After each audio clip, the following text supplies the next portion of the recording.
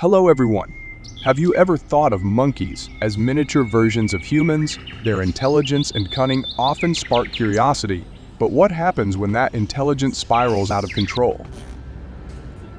Don't take my hat. Don't take my... With a booming population of 2 million and no natural predators, monkeys have become increasingly dependent on humans, turning into a real and growing threat, from destroying property and raiding farms to attacking tourists and placing immense economic pressure on communities. These clever creatures are no longer just a fascination, they're a serious problem. All right, honey. There you go. This escalating crisis has forced the most skilled hunters to step up and tackle this challenging situation. How did they do it? Stay tuned to uncover their methods.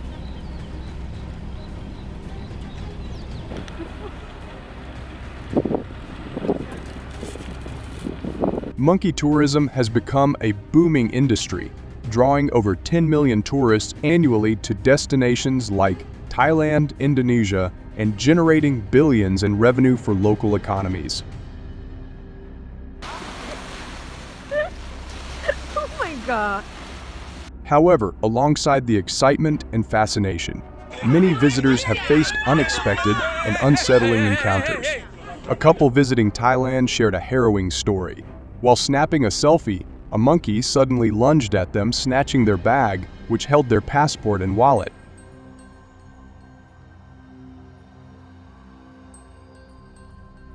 What began as a fun outing quickly turned into a nightmare, as they spent the entire day at the embassy scrambling to replace their lost documents. These incidents highlight the darker side of monkey tourism that many aren't prepared for.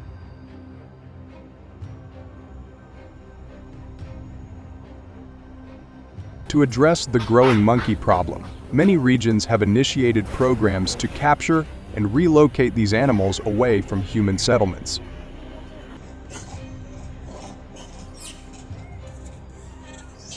Specialized cage traps, costing between $500 and $1,000 each, are deployed in high-activity areas such as parks, tourist zones, and farm boundaries. These traps are designed to hold 10 to 15 monkeys at a time and are baited with food to lure them in. Once captured, the monkeys are relocated to designated wildlife reserves or remote forested areas far from human activity.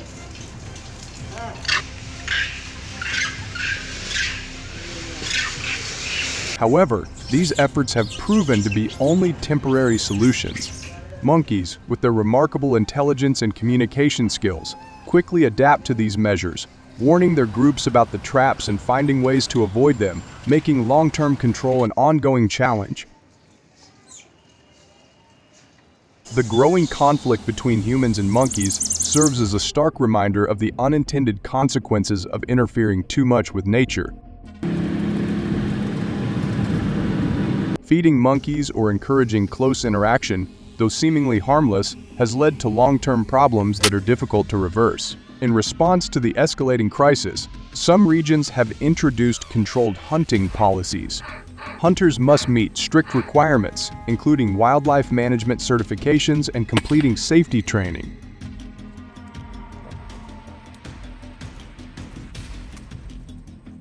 Permits are issued to select groups, with rewards of up to $200 per monkey to incentivize participation. Hunters typically use small-caliber rifles like the Dot 2002R, chosen for their precision and minimal noise, ensuring a humane approach to population control.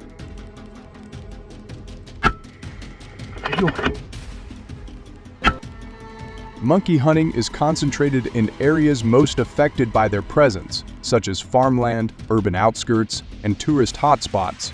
The hunting season aligns with periods when monkey activity peaks, often during the dry months when food is scarce. Hunters rely on telltale signs like damaged crops, disturbed garbage, and monkey calls to track their locations.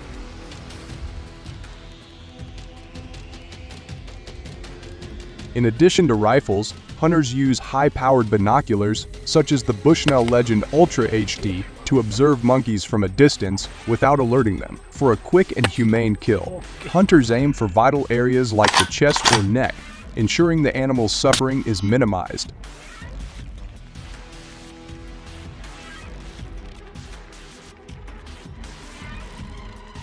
Despite its necessity, monkey hunting presents significant challenges.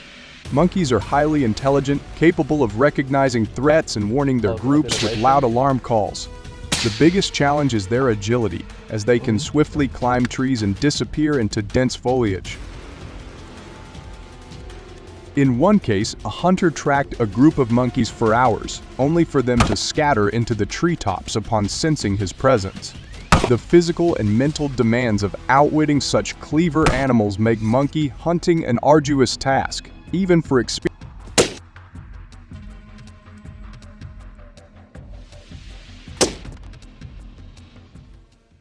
However, the thrill and importance of monkey hunting have attracted skilled hunters and adventurers eager to test their abilities.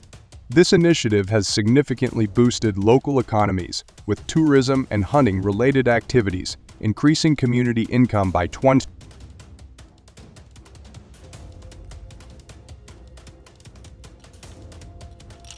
Regions known for monkey hunting have gained international recognition, drawing participants and spectators from around the world. The funds raised help compensate farmers for their losses and support community development programs.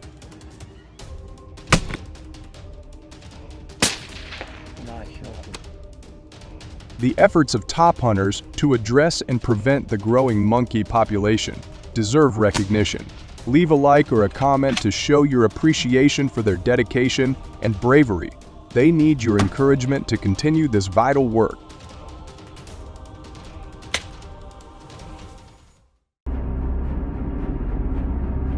These organizations typically coordinate 2 to 3 hunting events annually. The primary reasons for these hunts stem from the growing threats that leopards pose to humans, livestock, and pets.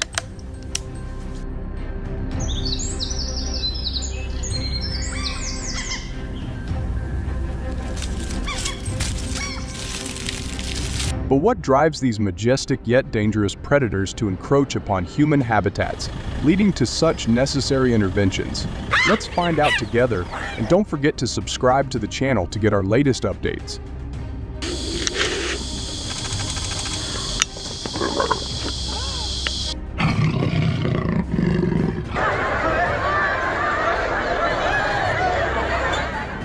In July 2024, South Africa was ravaged by significant bushfires, severely reducing the natural food sources of leopards.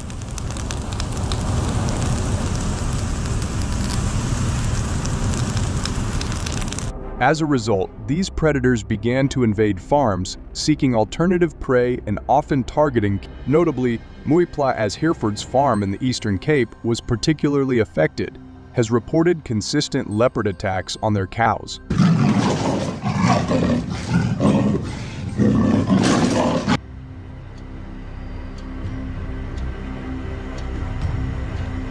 Each year, the farm loses approximately 4,250 cows to these predators, resulting in a devastating financial impact. These losses account for about 30% of the farm's annual revenue, translating to a staggering $4.5 million.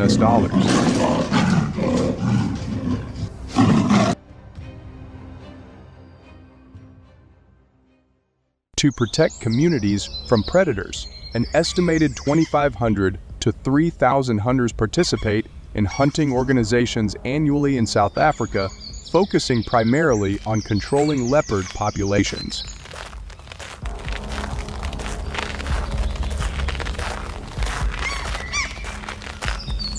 To legally participate in these hunts, hunters must obtain a hunting license and a specialized permit to hunt leopards. The cost of these licenses varies, typically ranging from $500 to $1,500, depending on the region and specific regulations in place.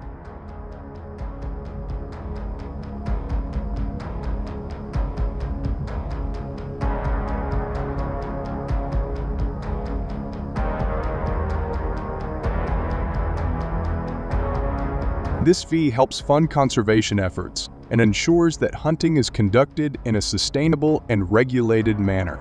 So why is the dry season in South Africa ideal for leopard hunting?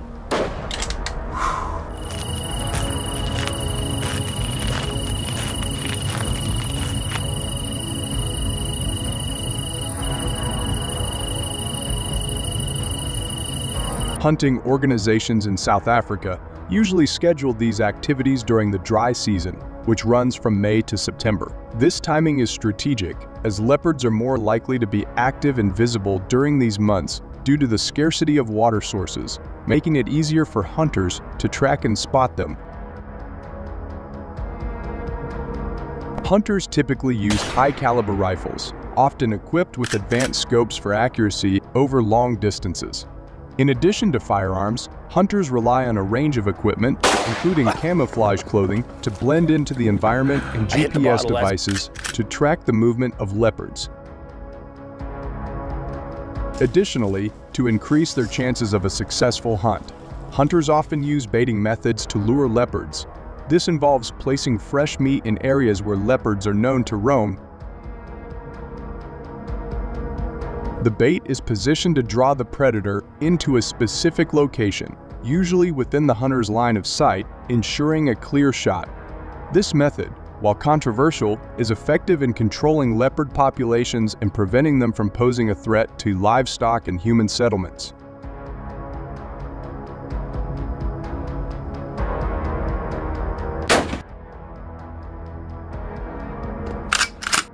How do you think teamwork and collaboration impact the success and safety of leopard hunts in South Africa?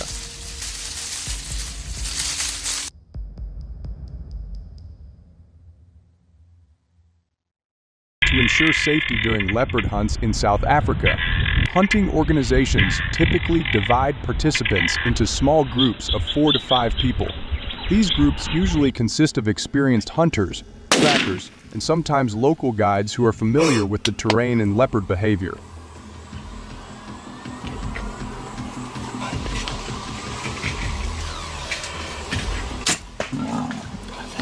The collaboration within these small teams has brought increased precision and safety, minimizing the risk of accidents and improving the overall success rate of the hunts.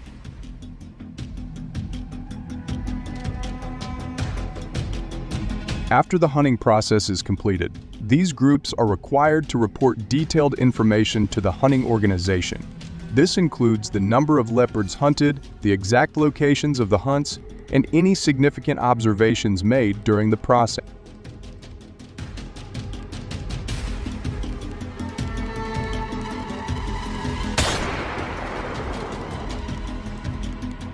The data collected also helps in adjusting future hunting strategies and maintaining a balance between predator control and conservation efforts. How do you think organized hunting can contribute to both wildlife management and community safety?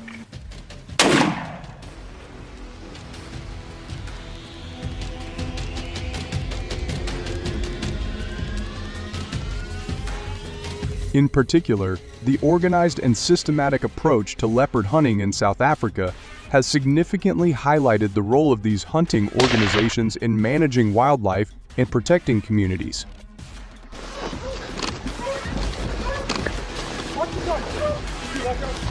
Over the years, these organizations have contributed to a noticeable reduction in leopard occurrences near human settlements. Specifically, the rate of leopard attacks on livestock and humans has decreased by about 16 per year, thanks to these well-regulated hunting activities.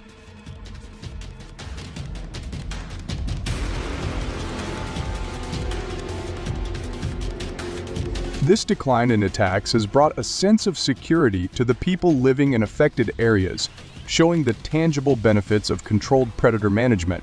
What are your thoughts on this approach? We'd love to hear your perspective, so please share your views in the comments section below.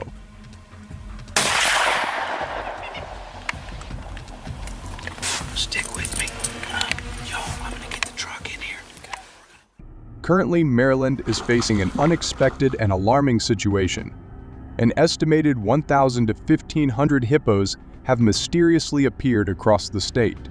But how did this sudden surge of hippos come to be? These massive animals, usually found in the rivers of Africa, have somehow migrated here, raising questions about environmental changes and human interference. Their unexpected presence has caused confusion and fear among residents, as hippos are known for their territorial nature and can be extremely dangerous.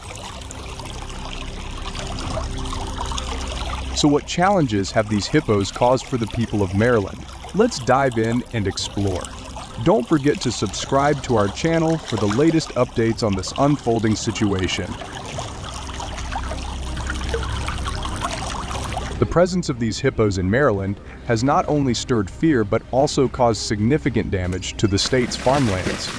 It is estimated that the hippos have caused millions of dollars in damage to crops and livestock, leaving farmers scrambling to protect their livelihoods. They consume vast amounts of water, further straining the local water supply, especially in areas already facing drought conditions. The danger to humans is also real. A typical case involved a local farmer who was attacked while walking near an ecological reserve, narrowly escaping serious injury. So what have the people of Maryland done to push back against the increasingly aggressive hippos? To deal with these aggressive hippos, authorities have attempted to sterilize and relocate them to safer areas or sanctuaries abroad.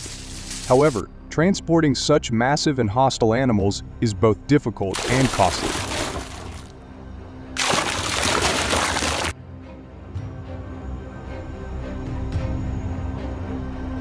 Despite these efforts, the hippo population continues to rise with an increase of nearly 10 per year due to the lack of natural predators in the region. This has raised concerns about the potential for more frequent and dangerous encounters, as the worst-case consequence involves hippos attacking people, leading to serious injuries.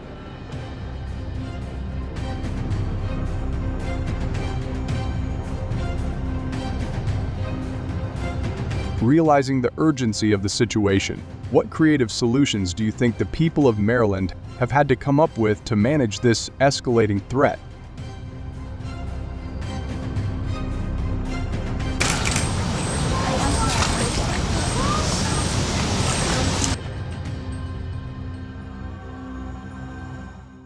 To protect people from the dangers of hippos, skilled hunters have organized specialized hunts. Around 50 hunters have participated in these activities, preparing extensively with high-caliber rifles, protective gear, and coordination plans.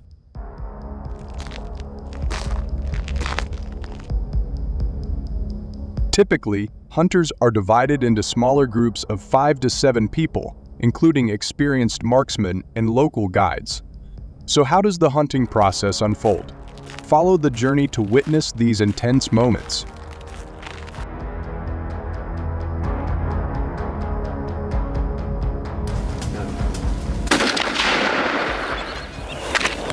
Trackers play a vital role in locating hippos, relying on footprints, droppings, and disturbed vegetation, while using GPS and other tracking devices.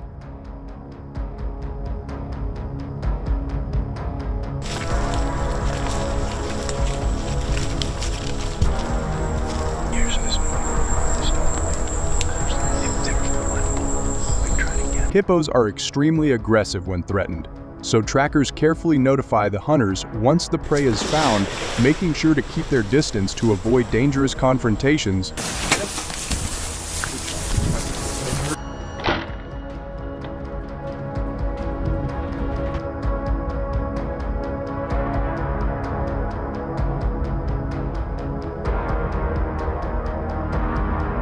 Once the prey's location is confirmed, hunters take position at a distance of about 150 to 200 yards. They use heavy-duty rifles, often about .458 Winchester Magnums, or similar large-caliber guns designed to penetrate the thick skin of a hippo.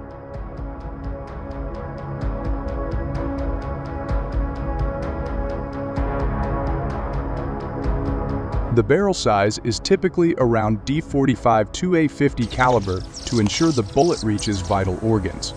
Hunters also use high-quality binoculars, like Swarovski or Leupold models, to zero in on the best shot. The primary target is usually the brain or heart, ensuring a humane and quick takedown.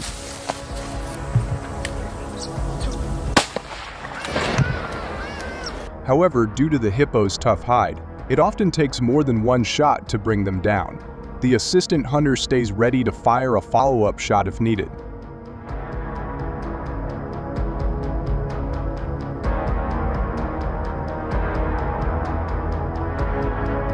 On average, each hunting group manages to harvest 1 to 2 hippos per trip. These efforts have significantly reduced hippo attacks on humans and the pollution of water sources by nearly 30%. The advantage of this method is its direct impact in controlling the growing population and protecting communities. So, do you agree with this method or not? Leave your opinion in the comments section below. Where an estimated 4,000 to 6,000 of these predators roam.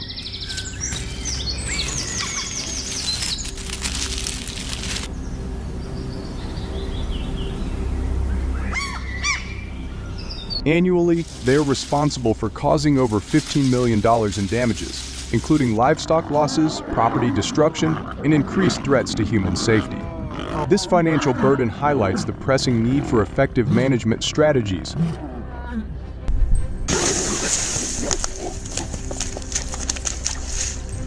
So what specific threats do mountain lions pose in Texas? Let's explore the answer together, and don't forget to support us by subscribing to the channel or liking the video. Thank you very much.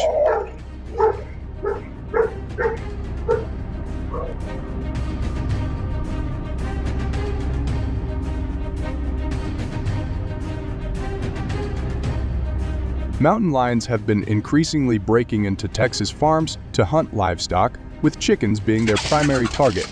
Each year, Texas farms lose between 100,000 to 120,000 chickens to these predators.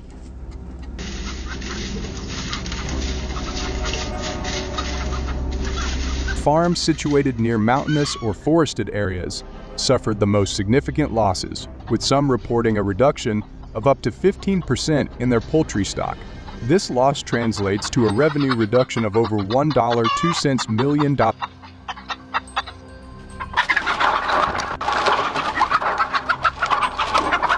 So do farmers here have any way to protect their economy and livestock? Let's explore the measures they can take to safeguard their livelihoods. They watch from the kitchen as the big cat Building fences around farms is a common method used by Texas farmers to protect their livestock from predators like mountain lions. Typically, these fences are at least 8 feet high, often reinforced with materials like wire mesh to prevent climbing. The primary advantage of these fences is their relatively easy installation, allowing farmers to quickly set up a barrier around their property. However, there are significant disadvantages as well. The high cost of materials and installation can be a financial burden, especially for smaller farms.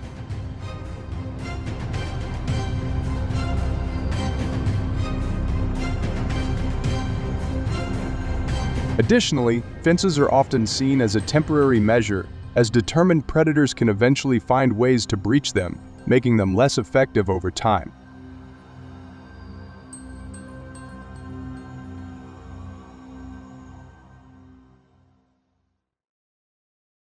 Mountain lion attacks have become increasingly alarming in Texas, with multiple incidents occurring in areas where these predators are known to roam. One particularly tragic incident took place on August 10, 2024, when a young girl named Emily was attacked by a mountain lion while being picked up from school by her father. The mountain lion managed to drag Emily into the nearby woods. Despite extensive search efforts by local authorities and rescue teams, Emily has not yet been found. This heartbreaking event has left Emily's family devastated, plunging them into deep despair.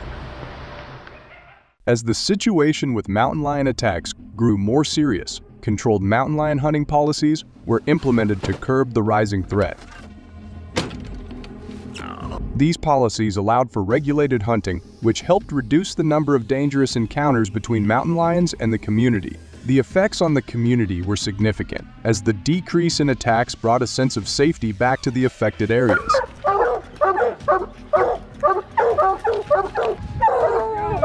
Economically, these policies also provided relief to farmers who had been suffering heavy livestock losses, thereby stabilizing their revenue. A notable success in this effort was achieved by Chris Ryan's hunting group, which became widely recognized for their effectiveness in tracking and safely reducing the mountain lion population.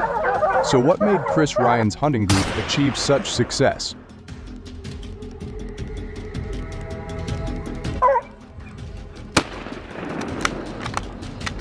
hunting mountain lions with rifles and hounds has gained considerable popularity within Chris Ryan's hunting group due to its effectiveness and precision.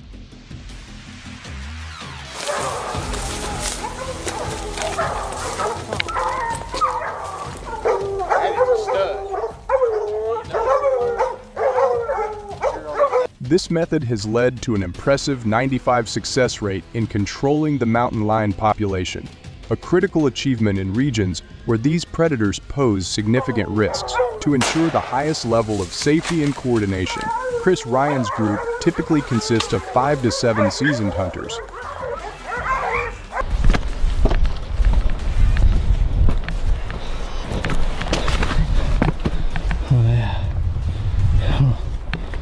This group size allows them to cover more ground while maintaining clear communication, which is essential during such high-stakes hunts.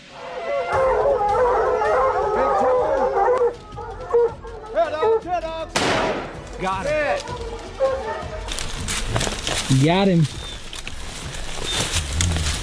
I don't know how he went far.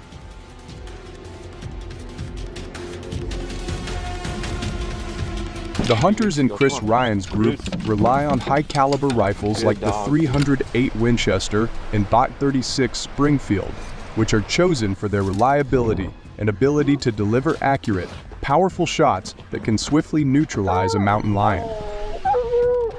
We are.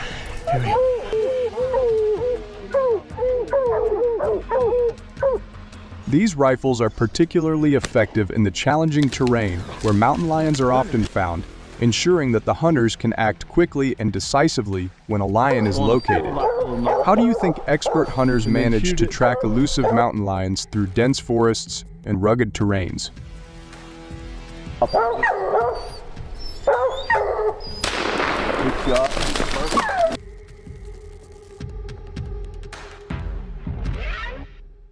A key component of their success lies in the hounds that accompany the hunters.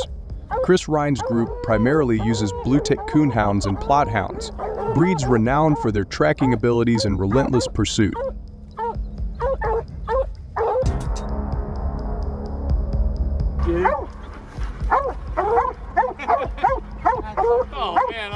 These dogs play a vital role in the hunting process by using their keen sense of smell to locate mountain lions, even in dense, rugged environments.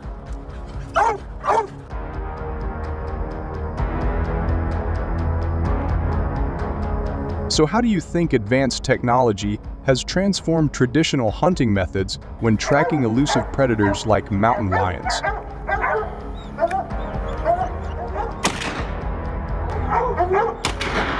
Oh, yeah.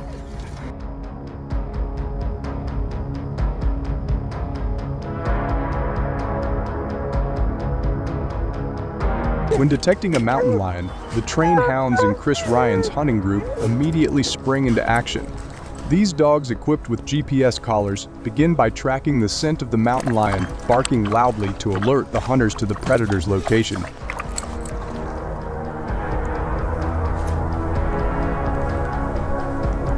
Each dog's collar is connected to a handheld device that the hunters carry, allowing them to precisely monitor the dog's movements and pinpoint the mountain lion's exact position.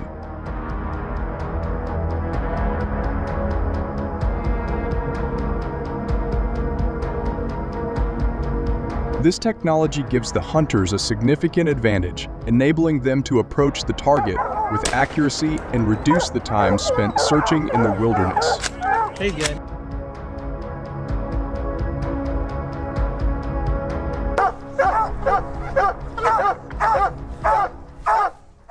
Once the hunters arrive at the location where the hounds have cornered the mountain lion, they carefully assess the situation. The safety of the group is paramount, so they consider factors such as the terrain, wind direction, and the lion's behavior before taking.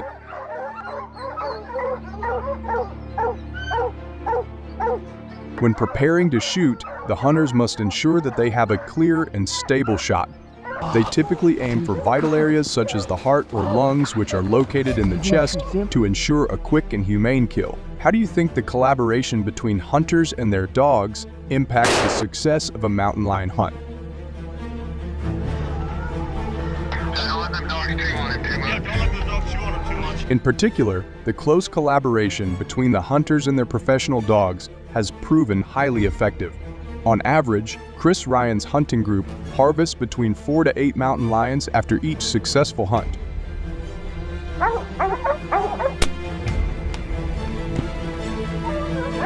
This success rate not only confirms the effectiveness of their strategy, but also highlights the importance of the synergy between well-trained dogs and experienced hunters. So do you agree with the Chris Ryan Hunting Group's strategy or not? Leave your opinion in the video comment section below.